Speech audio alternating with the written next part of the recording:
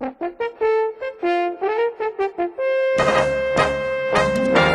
Soldiers Radio and Television in Washington, D.C., this is Army Newswatch. Hello and welcome to this edition of Army Newswatch. I'm Sergeant Mike Levine. And I'm Sergeant J.R. Williams. Life is about to change for thousands of reservists, leading civilian lives far away from the trouble overseas. Sergeant Eric Ritterby joins us to report on the Army's plans to call up citizen soldiers serving in the Ready Reserve. The Army plans to call up as many as 5,600 reservists seldom tapped for duty. The troops, part of the individual Ready Reserve, will fill holes in units deploying to Iraq and Afghanistan. The call-up is necessary because of shortfalls in such jobs as truck drivers, mechanics, engineers, and administrative specialists. Officials say the orders are on their way. The soldier will receive a mailgram with that order within 24 hours of the date of approval. That will be followed by a formal set of orders and an information packet that will give the soldier all of the basic information that he'll need in order to get himself to the MOB station. Tapping into the individual Ready Reserve is nothing new to the Army. During the Gulf War, more than 20,000 people were called up. Officials say when soldiers get the order, they have 30 days to report, following which they'll spend 18 months on active duty. However, under law, that can be extended for as long as 24 months of cumulative active service. The escalating war on terror has forced the Army to reach deep into its resources. Officials admit the force is stretched, but that's why we have the reserve, to meet those imbalances. Currently, more than 111,000 soldiers make up the Army's individual Ready Reserve. Eric, what happens if a soldier decides not to show up after they get their mailgram? Well, soldiers have 30 days to report for duty. If they fail to do so, their names will go on the AWOL list. But officials say they'll still continue to work with them. If the soldier chooses to not report at that point or openly declares that he will not report, then it's reported to Fort Knox, Kentucky, and he is moved from the AWOL list to the deserter list and is tracked as a deserter, goes through the legal process for desertion, and eventually his name will be turned over to military and civilian authorities as an Army deserter. And one side note, contrary to some civilian media reports, officials say the call-up does not impact retired soldiers. Thanks, Eric. Soldiers who took rest and recuperation leave last year could get some money back for their out-of-pocket travel expenses. The retroactive reimbursement is for service members who took R&R between September 25th and December 3rd, 2003. During that time, soldiers had to pay for their commercial airline tickets once they hit the States. Now, those soldiers can get reimbursed for those expenses. Basically, what they need to do is they need to submit 3 pieces of documentation. Looking for a copy of their leave form, that's their DA-31. Looking for a copy of their travel voucher, that's their DD form 1351-2. And a copy of their airline receipt or itinerary, either one, we'll take those. Along with that, soldiers also need to submit a written statement that sums up their R&R travel dates and expenses. The written statement just gives basically everything, the day they traveled, the amount of the ticket, the dates, and also their destination to and from, and we take that with the signature from the soldier, and we submit all that to DFAS, to finance. According to Army officials, some 32,000 service members traveled during the period of eligibility and should file a claim with their serving finance office. Soldiers can get information online at dfas.mil and click on the link for the R&R retroactive reimbursement. It was no ordinary ceremony as the Army promoted its newest 4-star general. On July 2nd, General Richard Cody stood between his 2 sons, Captains Clint and Tyler Cody, as they pinned a new set of stars on his shoulders. Following a salute, a handshake, and a hug, Cody then placed his hand on a Bible held by his wife, Vicki, as he was sworn in as the Army's 31st Vice Chief of Staff. Officiating the ceremony was the Army's top soldier, General Peter Schoonmaker. So help me God. So help me God. Congratulations. Thanks, Chief. This is all about potential. It's not about what Dick's done in the past. It's about what he's capable of doing in the future.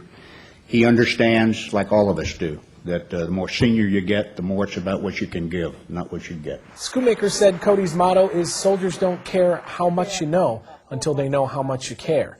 That was evident as the career aviator put his promotion in perspective. We've got specialists being promoted to sergeant. We have young lieutenants being promoted to captain.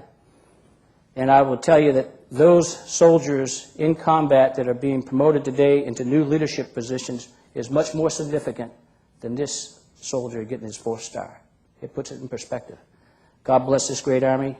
God bless this great country. Thank you very much. Cody succeeds General George Casey as the Army's Vice Chief of Staff. Casey now commands the multinational force in Iraq. Despite the ongoing attacks against coalition forces, civil affairs troops continue to work closely with communities to help improve the quality of life of the Iraqi people. Peter Reimar reports on how a visit to one school touched the lives of a special group of students. It's early in the morning in downtown Baghdad, and a school full of young students start another day of class. Unknown to the young children inside, out on the street, a truck full of donated clothes, backpacks, and toys are being offloaded by a team of American soldiers. On this particular day, the children of the Institute for the Deaf and Mute quickly learn about the special visitors outside. Well, the civil affairs mission over here is very important in the sense that without the civil affairs aspects and experience that all these gentlemen bring to the table, we can relate to the civilian populace much better. As the soldiers deliver the boxes of gifts to each classroom, the language barrier between the deaf Iraqi children and the troops is quickly bridged with smiles and hugs. It's very rewarding knowing that we're out here helping people and seeing people out on the streets without jobs and be able to create projects and jobs for them. While the news headlines out of Iraq continue to look bad, this civil affairs soldier knows he's making a difference in the lives of real people trying to rebuild their lives. Peter Reimar, Baghdad. In Afghanistan's Pesh Valley, U.S. Special Forces continue to scour the countryside to recover weapons and munitions left behind by the Taliban and the Russians. PFC Mary Sims went out with the Special Forces commander and his team of Green Berets, Marines, and Afghan security forces as they recovered a hidden weapons cache. Due to security reasons, she can't identify the soldier by name, but she was able to get his first-person account of the mission. What happened was we got information that a man in the next village was holding a cache for somebody else. We understood that it was fairly large. We went to the house. We talked to the man. We told him, hey, we know you have something. We're going to search your house. There's basically 3 options that they have, and everybody understands it, is if they bring the weapons here, we have a small rewards program where basically they'll get compensation to get the ordnance out of their house. The second option is we go to their house and they cooperate. If they cooperate, we're still going to take the stuff, but we're not going to give them any reward. But they won't be detained and there won't be any problem. The third option is they don't cooperate, we find the stuff, and we bring them back here for questioning for however long it takes to better understand the situation. At first he denied that he had anything, but then he said, okay, I have something, and he led us to it. So he's uncovering whatever he's got. He knew that if he led us to it, that there'd be no repercussions, that we would consider that cooperation and that he wouldn't have any problems. And he actually led us to a place that would have been very, very difficult for us to find. These are all rounds that we can use on the base. We have these weapon systems. This is great for us because now we got more ammunition. And the fact that he led us to it instead of us having to find it is good. It makes it easy on us because now we don't have to detain him. We were glad that he cooperated, or it would have been a very long day. In the Central American country of Guatemala, the road away from poverty is closely linked to animal welfare. Correspondent Gail McCabe reports on a veterinarian program that aims to improve the local economy through healthier animals. The locations are remote, the patients are large and sometimes uncooperative. The soldiers are U.S. Army reservists, veterinarians deployed to Jutiapa, Guatemala, where animals rule. In Jutiapa, the economy is based on agriculture, which is tied to a large animal population, horses, cows, pigs. Healthy animals means a better agriculture, which means a stronger economy, which in turn brings a better quality of life.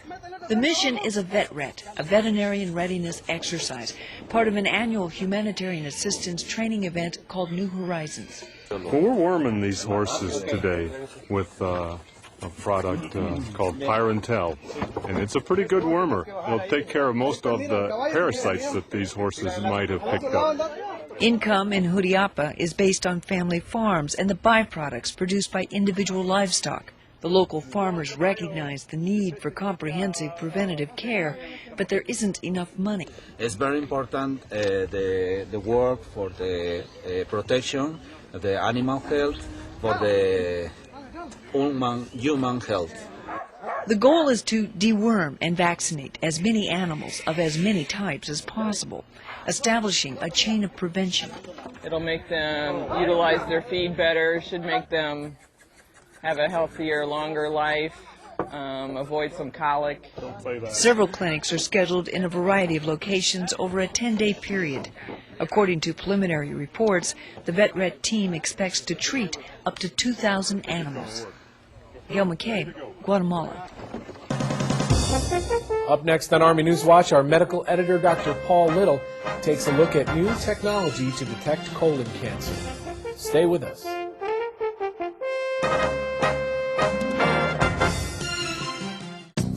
When I was a kid, I dreamed of becoming the best. Of course, I do more than dream. I make plans for what's going to happen to me in the future. I actually got up and did something about becoming a champion. I went out and worked hard. I trained very hard. I always have to get a new resolve to get better and new goals. There's a lot of constructive things that you can do.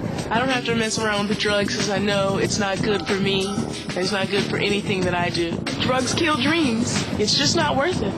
But it's always you have the choice. You have to make the best one. Thank you for everything you're doing for this country and the world. Hey, guys, you're doing a great job. Come home soon. Thank you guys so much. You guys rock. Come home. I'm going to be over there soon, guys. Look forward to seeing you. And my heart's with you. Thank you for everything you guys are doing. We're thinking about you all the time. And come home safe. Thank you. Everybody's over there representing the United States of America. I can't tell you how much everybody over here appreciates it. My name's Rawson Thurber. I'm the director of Dodgeball, True Underdog Story. Thank you for keeping America safe. We love you. Come home soon. And you're doing amazing. Keep up the good work. Thank you so much for everything. We all really appreciate it. Thanks for fighting for us, guys. We love you. Thank you so much. It's the American way, it's the American dream. Pursue the opportunity just to get the screen. It's the American way, it's the American. Let's rise out the American Idol. Sing the Star Spangled Banner. If you have a question or comment about Army Newswatch, drop us an email at srtv@us.army.mil. We look forward to hearing from you. Welcome back. Thousands more active duty soldiers and civilians are in line to get immunized against the biowarfare agents smallpox and anthrax. We will now vaccinate personnel assigned to selected units in the U.S. Pacific Command, additional personnel serving in the U.S. Central Command, and selected other groups of individuals. The Pentagon's top doctor emphasized the threat level has not changed. Instead, it's to give troops and military contractors in high-threat areas an extra layer of protection.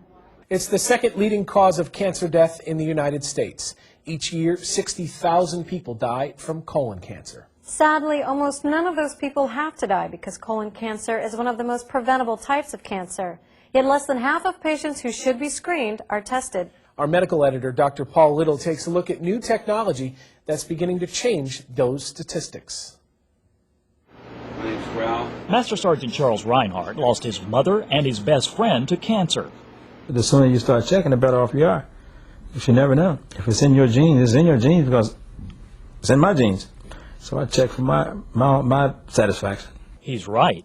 Colon cancer starts with a little tumor called a polyp that slowly grows inside the large bowel. So Reinhardt jumped at the chance to try out a new way of checking for polyps called virtual colonoscopy, or VC. It takes about 10 minutes. It's a super-fast X-ray machine that snaps thousands of X-ray images of your gut from many different directions. Then it puts them all together into a 3D video. The scanner that we have here at Walter Reed takes 8 slices at a time. It uses very thin sections, about 1 millimeter thick. So you hold your breath for about 20 seconds. It takes the scan of your body, and then we use that information to create a 3D model that you see here. Dr. Richard Choi should know. He and his colleagues just published a landmark study comparing VC with the old method of physically looking inside the colon with a fiber optic scope. We examined about 1,250 patients, and each of those patients received virtual colonoscopy in the morning, followed by conventional colonoscopy a few hours later. And we found that virtual colonoscopy was as good, if not slightly better, than conventional colonoscopy at finding polyps. But Choi says preventing colon cancer is just as important as finding it. You can drastically reduce your chance by not smoking, eating right, getting enough exercise, and maintaining a healthy weight. In addition, if you're 50 or older, you need to get your stool checked for blood, get an exam called sigmoidoscopy every 5 years, and get a full colonoscopy every 10 years. Sergeant Reinhardt got a good report. He didn't have any polyps, and he's glad he found a better way to catch colon cancer before it catches him. Because I just want to be around a little bit longer, if possible. If that's what takes me away, I want to try to make sure it's possible. I do what I can to keep me here a little bit longer. Dr. Paul Little, Washington. That's the same message I share with my son. And I'll just have the one. Currently, Walter Reed and the National Naval Medical Center in Washington, D.C. are the only military medical centers offering virtual colonoscopy. Next in line to offer the procedure are Madigan Army Medical Center at Fort Lewis, Washington, and Brooke Army Medical Center at Fort Sam Houston, Texas. Change is a fact of life in the Army, and as things change, people are bound to have questions. MWR correspondent Florence Newman tells us about a program called Army OneSource that can provide soldiers and families a helping hand for virtually any subject. For all other clinics, press 4. We've all been there, waiting for the phone tree to cycle us through an endless series of options, but now there is an alternative. Thank you for calling Army OneSource. This is Cynthia speaking. How may I help you? Army OneSource is an information referral line available 24 hours a day, 7 days a week for active duty soldiers, reservists, National Guard, and their families. 70% of our families live off post. And a lot of times they commute quite a distance to go on and off post. So we want to make services available where the families actually are. Carrie says this doesn't replace existing ACS services, but is an extension of those programs. All calls to Army OneSource are answered by highly qualified counselors at the Ceridian Corporation in Pennsylvania. They have the call center already set up. They have real-life consultants that are master's level degree, and they answer the phone live within 3 seconds. That was crucial for Kristen Dundon when she was looking for help with the sale of a home and relocation, all while her husband was deployed to Iraq. It ended up being a one-call answer to every question that I had. They followed up. I had one representative, and she gave me her extension. She always answered the phone when I called. Army OneSource also offers 6 free face-to-face counseling sessions within a 30-mile radius of your home. And that's an appointment with a licensed master's level clinician. That means they have state licensure to provide that kind of one-on-one counseling service or couples counseling work.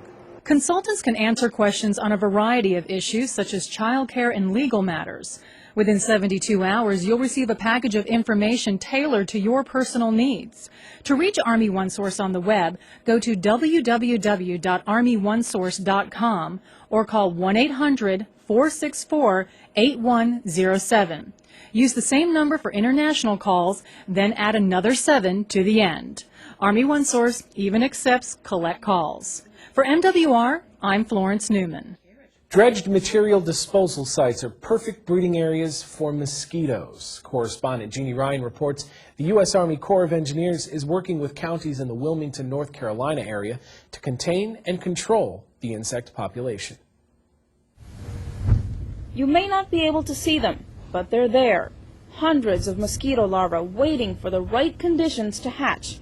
Eagle Island, a disposal site for dredged material from the Wilmington Harbor, is a salt marsh mosquito paradise.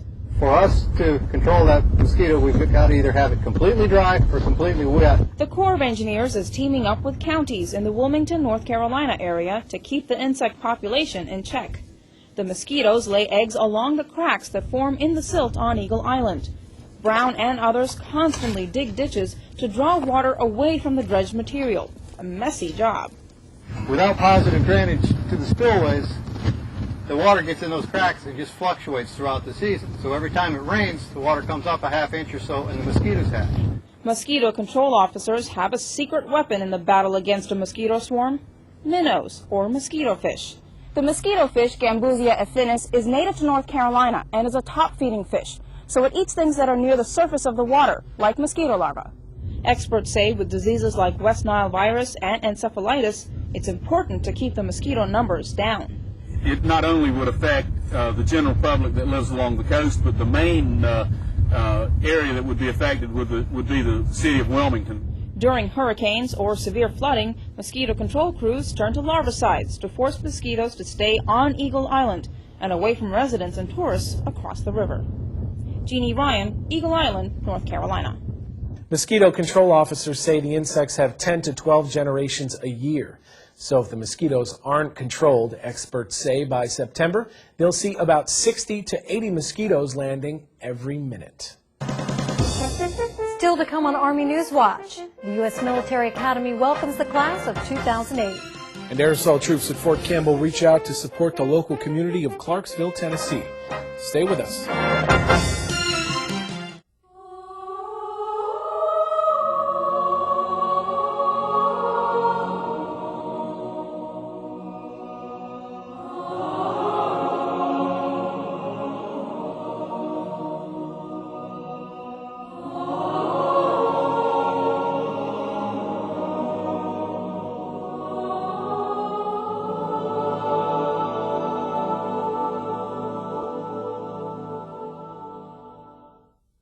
Hi folks, this is John Michael Montgomery and you're watching Army Newswatch, the stories that make America's Army.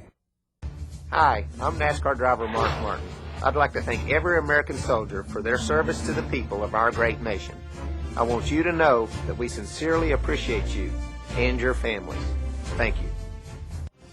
Army Newswatch salutes HITV 14 in Brooksville, Florida, and Channel 10 serving southeast Massachusetts and the Upper Cape. Now, back to the award-winning Army Newswatch.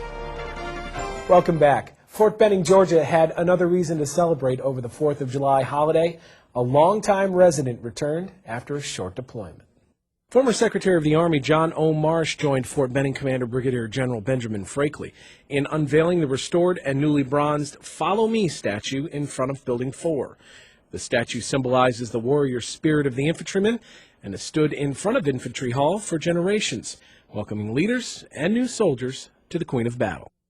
Speaking of Follow Me, some future Army leaders gathered at West Point to follow in the footsteps of some of America's top military leaders. That's right. The class of 2008 reported to the U.S. Military Academy looking to join the ranks of the Long Gray Line. Specialist Joey Fisher has more on reception day at West Point.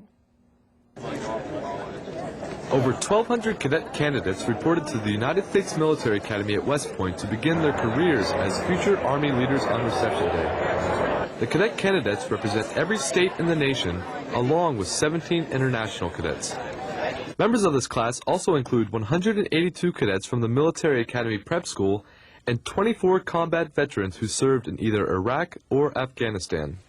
All are focused on their future.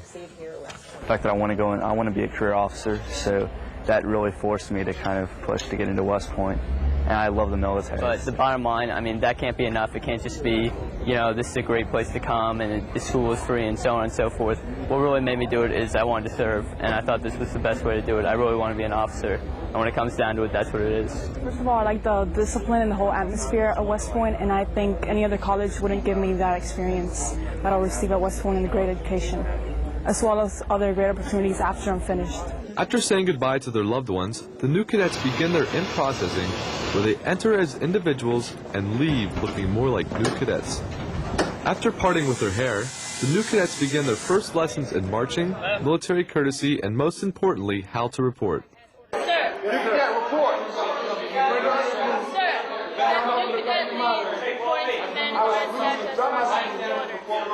If you call me man one more time, I will send you out of my line, back through there, back to your parents. Do you understand?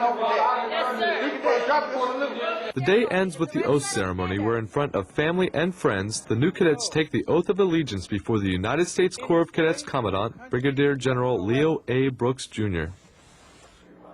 And that I will at all times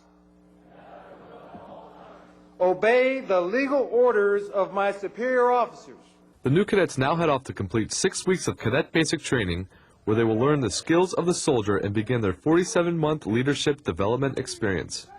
Reporting from the United States Military Academy at West Point, I'm Specialist Joey Fisher. What do you get when you mix people and power tools? Well, if they're in the hands of some capable 101st Airborne Division soldiers, you get a child's dream come true.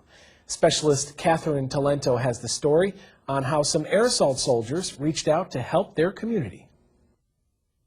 When the nation needs help, it turns to the U.S. military.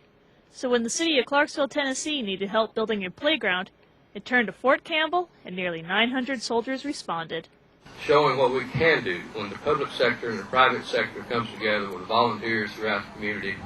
And of course, our extended family at Fort Campbell was a vital part. The city's school children designed the playground called Where Imagination Flows, and the soldiers joined the community in making it a reality. We love Clarksville, and we love this community, and what better project for us to work on than take care of the families, the people that took care of our families while we're deployed. Despite the heat and difficulties of the project, pride was evident throughout the week. I have 3 kids of my own that'll be here playing, and it's going to be a surprise of them coming out here and playing on something that their dad built, and their grandkids will be able to play on it too. Military life frequently means leaving one's home and community, but no matter where these soldiers go, they will have left a permanent mark on one community. Specialist Catherine Talento, Fort Campbell, Kentucky. New technologies continue to improve the way soldiers carry out their missions. To honor the scientists and engineers who make the technology possible, the Army's Materiel Command paid special recognition to the top 10 inventions of 2003. Thank you. Officials say it's a way to recognize the excellent work scientists and engineers do day to day to support soldiers. But in this particular case, I also wanted to make sure that we were rewarding those scientific inventions which were directly impacting soldiers today. Not something that would go into a research project for 10 or 20 years, but something that was making a difference today. As a matter of fact, soldiers serving in Iraq today use 9 of last year's 10 inventions. One of the battlefront winners began as the idea of 2 Louisiana National Guardsmen while serving in Iraq. They designed and built a simple but effective pintle mount assembly for squad automatic weapons. The system easily attaches to a Humvee and allows the saw to move in multiple directions. It makes you feel important, like you're helping somebody else maybe. Pretty important. I mean, you got all these scientists, engineers that are invent some great things, and you got a redneck from the woods in North Louisiana and a Cajun from the swamp in South Louisiana. It's just kind of funny we're sitting here with all this greatness. Now that they've hit the top 10, the 2 guardsmen plan on starting their very own inventions company. Now that they've made the AMC top 10 list, Sergeants Kennedy and Reddick don't plan to stop. They plan on starting their very own inventions company. I bet a couple of guys like that are sure to come up with some pretty interesting ideas. I bet they do. And that's it for this edition of Army News Watch. For the latest Army news and information, go online at army.mil and soldiersradio.com. Thanks for watching. Be safe and join us next time for the stories that make America's Army.